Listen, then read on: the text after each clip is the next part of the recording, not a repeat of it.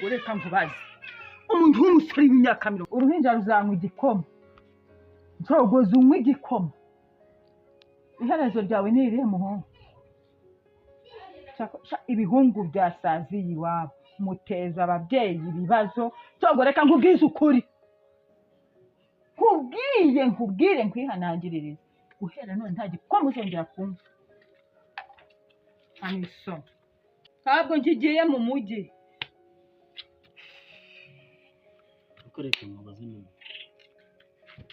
ukoreka nkubaze mama urambaza iki ntabwo nyobewe ko uri mukadata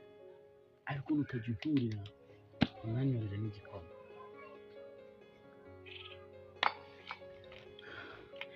ubukonje naye nagiye kwihigira ibyo nagiyemo nje ngasanga ibiryo mwabimaze ucyuye iki usibye kwirirwa ugenda nk'umubyeyi w'imbwa ku musozi ucyuye iki ahubwo nukuza ureba aho agakoma gateretse nta soni none se ubu ngiye mu bikoma